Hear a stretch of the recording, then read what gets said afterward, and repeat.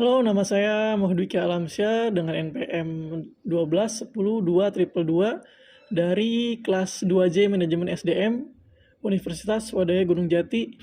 Di sini saya akan menyampaikan materi tentang analisis konseptual organisasi pembelajaran atau learning organization sebagai teori organisasi kontemporer. Oke, langsung aja kita langsung ke materinya. Yang pertama adalah salah satu pendekatan kontemporer dalam teori organisasi yang diterapkan pada tahun 1990 adalah konsep learning organization dan kemudian diterjemahkan ke dalam bahasa Indonesia menjadi organisasi pembelajaran. Literatur menunjukkan bahwa konsep ini berkembang dalam dunia organisasi swasta, khususnya di negara-negara maju sebagai salah satu respon yang harus dilakukan organisasi di dalam menghadapi perubahan lingkungan organisasi yang semakin kompleks. Bernays 2000 misalnya menyatakan bahwa organisasi dewasa ini menghadapi tekanan globalisasi, perubahan teknologi, perkembangan e-commerce, adanya situasi di mana pelanggan dan supplier dapat bertindak sebagai kompetitor sekaligus sebagai mitra. Perubahan yang makin menekankan pada aspek kualitas ketimbang kuantitas.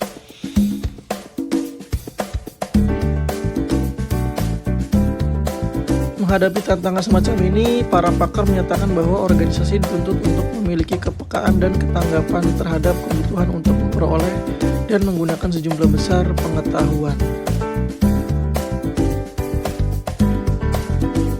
Dengan cara seperti itulah, maka organisasi akan mampu melakukan perubahan-perubahan sehingga tetap memiliki daya saing dengan organisasi lainnya. Bahkan dikatakan oleh Jones 2007, pembelajaran organisasi merupakan proses yang sangat vital bagi manajer dewasa ini untuk mengelola organisasi dengan cara-cara baru yang lebih efisien. Selanjutnya, learning organization dalam teori organisasi. Untuk membahas konsep atau teori tentang organisasi pembelajaran, maka terlebih dahulu perlu dibahas di mana posisi teori ini dalam keseluruhan teori organisasi. Adapun teori organisasi sebagaimana dinyatakan oleh Tompkins merupakan suatu studi tentang bagaimana dan mengapa organisasi yang kompleks berperilaku sebagaimana yang mereka lakukan. Teori organisasi mengkaji struktur formal organisasi, proses-proses internal, hambatan-hambatan eksternal, serta cara organisasi mempengaruhi dan dipengaruhi oleh lingkungannya. Tompkins 2005. Begitu pula pendapat Jones 2007 yang menyatakan bahwa teori organisasi adalah studi tentang bagaimana fungsi organisasi dan bagaimana organisasi mempengaruhi dan dipengaruhi oleh lingkungan di mana organisasi beroperasi. Selain itu, Robbins dan Burnwell menambahkan bahwa teori organisasi merupakan pendekatan makro yang unit analisisnya tidak saja organisasi itu sendiri, juga sub-unit inti di dalam organisasi. Teori organisasi terfokus pada perilaku organisasi dan menggunakan definisi yang lebih luas tentang efektivitas organisasi, serta tidak hanya terpaku pada kinerja dan sikap anggota, juga pada keseluruhan kemampuan organisasi untuk beradaptasi dan mencapai tujuan-tujuannya. Berdasarkan uraian singkat tersebut, maka salah satu hal yang menarik para ahli teori organisasi adalah upaya-upaya organisasi beradaptasi, mempengaruhi dan dipengaruhi oleh lingkungannya sebagai konsekuensi dan suatu sistem yang terbuka. Salah satu upaya yang menjadi perhatian para ahli organisasi tersebut adalah tentang konsep learning organization atau terkadang juga disebut organizational learning. Dalam hal ini akan ditelaah posisi teori organisasi di dalam literatur tentang teori terorganisasi. Selanjutnya adalah perkembangan konsep learning organization. Berdasarkan beberapa literatur, Yang et al. 1999, Bernays 2000, Gilley dan Muniz 2000, terlihat bahwa konsep learning organization atau organization sebenarnya bukan merupakan konsep yang benar-benar baru. Yang et al. Menjelaskan bahwa konsep organisasi sebagai suatu sistem pembelajaran sudah dikembangkan sejak tahun 1900-an.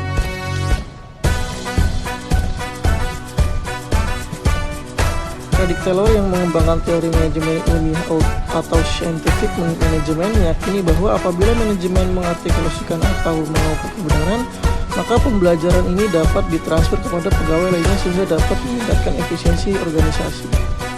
Selanjutnya pada tahun 1990-an, konsep pembelajaran organisasi ini dipertajam dan didefinisikan oleh sejumlah ahli teori organisasi di Universitas Carnegie Mellon seperti Richard Charles, James Smart, dan Herbert Siamen. Penelitian lainnya yang kemudian mengarahkan pada perhatian terhadap organisasi pembelajaran sekarang ini adalah penelitian yang dilakukan oleh Chris English dan Donald Scott. Berdasarkan hasil penelitiannya, mereka mengenalkan perbedaan konsep antara pembelajaran tingkat pertama dan pembelajaran tingkat kedua Young et al. Pada tahun 1999. Pembelajaran tingkat pertama kemudian dikenal dengan istilah single loop learning, yaitu berkaitan dengan peningkatan kapasitas organisasi untuk mencapai sasaran-sasaran yang diketahui dan biasanya berhubungan dengan pembelajaran yang rutin dan berhubungan dengan perilaku. Dalam single loop, organisasi melewati proses pembelajaran tanpa perubahan signifikan.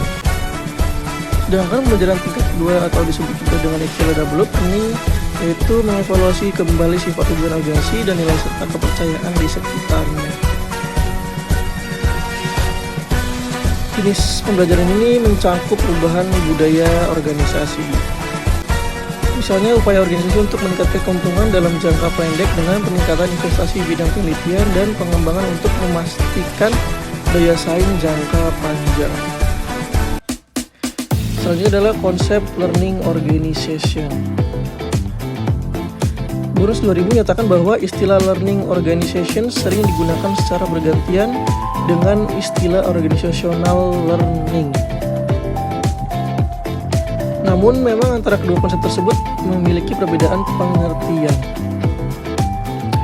Dengan mengutip pendapat Sang 19 itu dalam Burus 2000, dikatakannya bahwa organizational learning merupakan konsep yang digunakan untuk menggambarkan suatu aktivitas tertentu yang terjadi di dalam sebuah organisasi. Sedangkan learning organization merujuk pada jenis tertentu dari organisasi itu sendiri. Karena itu, berdasarkan pendapat tersebut, menurut Burus 2000 bahwa perbedaan antara kedua konsep tersebut adalah antara becoming dan being. Organizational learning menjelaskan upaya yang dilakukan organisasi untuk menjadi learning organizational dengan mempromosikan proses pembelajaran secara sadar, sistematik, dan sinergik yang melibatkan seluruh pegawai dalam organisasi. Adapun learning organization adalah kondisi tertinggi dari pembelajaran organisasional di mana organisasi telah mencapai kemampuannya untuk mentransformasikan diri secara berkelanjutan melalui pengembangan dan keterlibatan seluruh anggotanya. Berikut ini beberapa pengertian tentang learning organization dan organizational learning yang dikutip Burns 2000 dan dikutip nulis dari beberapa pakar. 1. Organizational learning.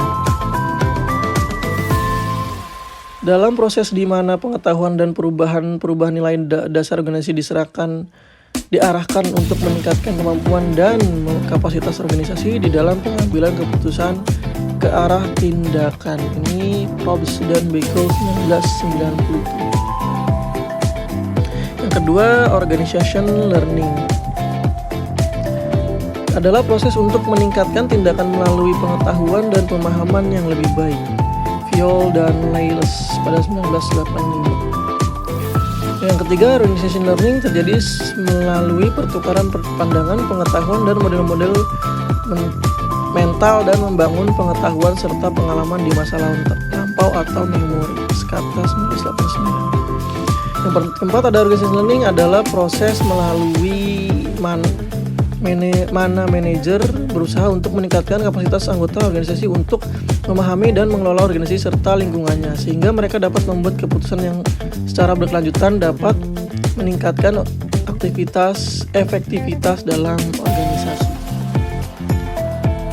Faktor-faktor penghambat menuju learning organization. Membangun sebuah organisasi pembelajaran dalam kenyataannya menurut beberapa pakar tidaklah semudah seperti halnya konsep teoritis yang dirumuskan. Misalnya, Science 2002 menyatakan bahwa beberapa organisasi menemui kenyataan betapa sulitnya untuk menerima keahlian pribadi.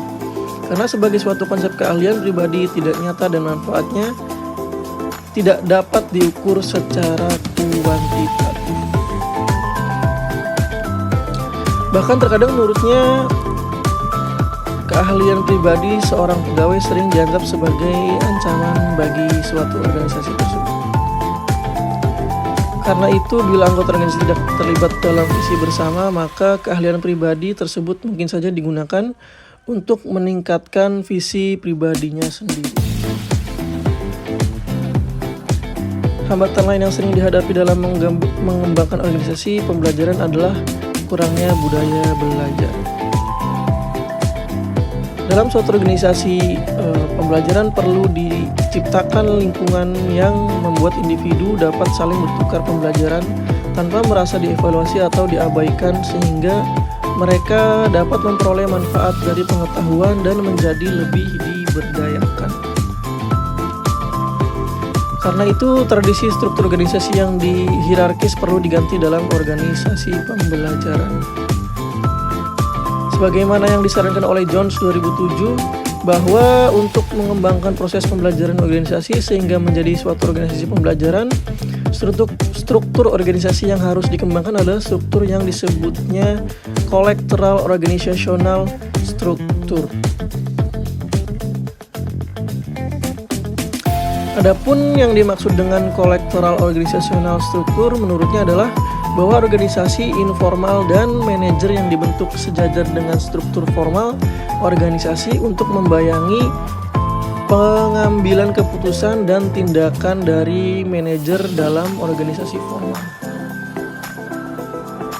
Dengan struktur seperti ini, menurut Jones, organisasi akan mampu meningkatkan kemampuannya untuk belajar dan menyesuaikan diri dengan situasi baru, serta meningkatkan kemampuan untuk membuat keputusan dalam cara yang tidak terstruktur. Salah satu karakteristik organisasi pembelajaran adalah penukaran pengetahuan atau knowledge sharing. Beberapa penelitian berkaitan dengan pertukaran pengetahuan tersebut mengidentifikasi beberapa faktor penghambat terjadinya pertukaran pengetahuan dalam organisasi atau dalam Serenko, Boldstein dan Hardy 2007. Faktor-faktor tersebut diklasifikasikan menjadi 3 faktor, yaitu faktor individual, organisasional, dan juga teknologi. Dengan demikian, maka dapat disimpulkan bahwa membangun organisasi pembelajaran yang ditandai dengan adanya pertukaran pengetahuan di antara anggota organisasi sehingga terjadi proses pembelajaran kolektif perlu mempertimbangkan faktor-faktor individual, organisasional, dan juga faktor teknologi. Kritik terhadap teori learning organization. Fakta di lapangan yang menunjukkan sangat sedikitnya organisasi yang dapat mencapai status learning organization atau organisasi pembelajaran dikarenakan oleh berbagai hambatan sebagaimana telah dijelaskan, telah menimbulkan kritisi terhadap konsep organisasi pembelajaran.